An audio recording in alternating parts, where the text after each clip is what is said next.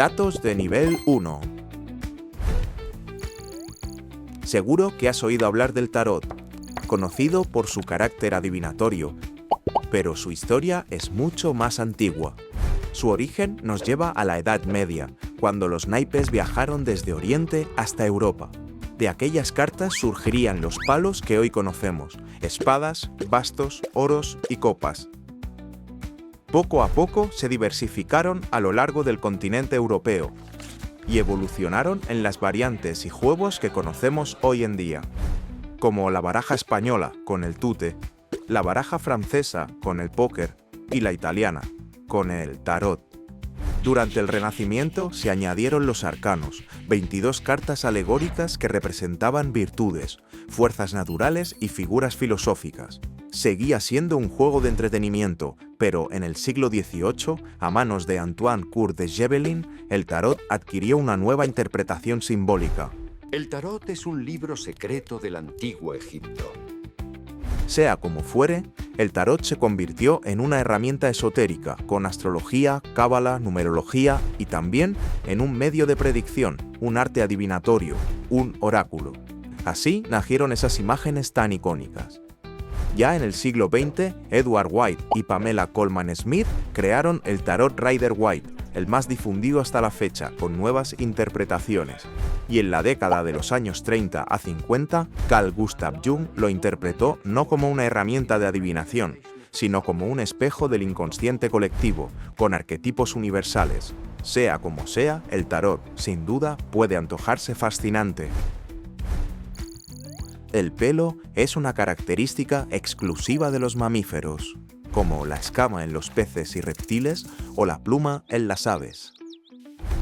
En pleno Jurásico, cuando los dinosaurios dominaban la Tierra, los primeros mamíferos eran pequeños y vulnerables. Vivían y cazaban de noche para evitar a los depredadores, pero las noches eran frías y debieron adaptarse para mantener la sangre caliente y conservar el calor. Imagínate sin pelo. Nos moriríamos de frío. ¿Y tú? Tú no estarías ahí detrás de la cámara. De esa necesidad nació de la piel una nueva estructura, el pelo. Todo se desarrolla en el folículo, bajo la piel. En su base, el bulbo genera células nuevas sin detenerse. Las más viejas son empujadas hacia arriba y mientras ascienden, mueren, se llenan de queratina y se compactan. Así emergen al exterior convertidas en una fibra resistente, el pelo. Ese mismo proceso, repetido millones de veces, forma el pelaje en los animales. En la cabeza se le llama cabello, que protege del sol y del frío. En el cuerpo actúa como aislante y barrera. En las pestañas y cejas desvía el sudor y las partículas, y en otras zonas conserva el calor o libera feromonas. Una misma estructura adaptada a cada función del cuerpo. Hoy, además de proteger, el pelo también nos define como identidad, cultura y expresión. Roswell, Nuevo México, 1947. El ejército, avisado por un ranchero, encuentra restos extraños en el desierto, fragmentos metálicos dispersos. Horas después, la base aérea emite un comunicado, asegura haber recuperado un platillo volante. Al día siguiente, rectifica, dice que solo era un globo meteorológico.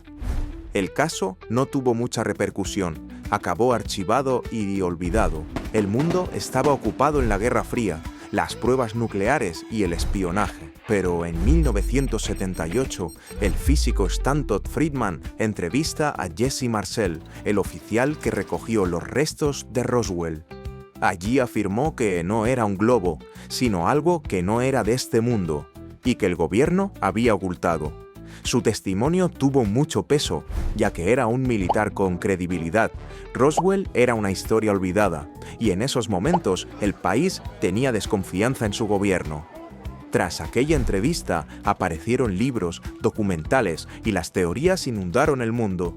Se dijo incluso que de aquellos restos surgieron nuevas tecnologías, los microchips, la fibra óptica, los materiales del futuro. Con los años aparecieron nuevas versiones, testigos, naves, incluso cuerpos, autopsias filmadas de los extraterrestres del accidente.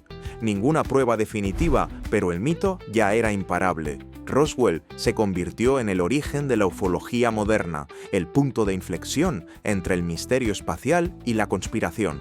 Quizás hubo algo, o quizás nada, pero lo cierto es que nadie logró desmentirlo del todo, y en esa duda es donde el mito sigue vivo. Anterior al antiguo Egipto, más de 5000 años atrás en el tiempo, en la tierra de los sumerios, nació la primera civilización humana, cuna de la escritura, de las ciudades y de las primeras leyes, pero también de uno de los descubrimientos que cambiarían el mundo tal y como se conocía, la rueda. Antes de la rueda, todo se hacía a pulso. Para mover una carga había que arrastrarla. Cada metro exigía fuerza, tiempo y energía. Gran parte del esfuerzo se perdía en la fricción y el avance era mínimo. Esto no puede ser bueno. Se cree que la rueda nació del torno de alfarero y de alguna manera aquel giro se aplicó al arrastre y la carga, reduciendo la fricción, permitiendo transportar más peso y haciendo el trabajo mucho más eficiente. De aquella idea nació el carro. Por primera vez, el peso se movía con facilidad. Esto es otra cosa, ¿verdad? Con la rueda llegaron los caminos, el comercio y la expansión. El hombre amplió su mundo.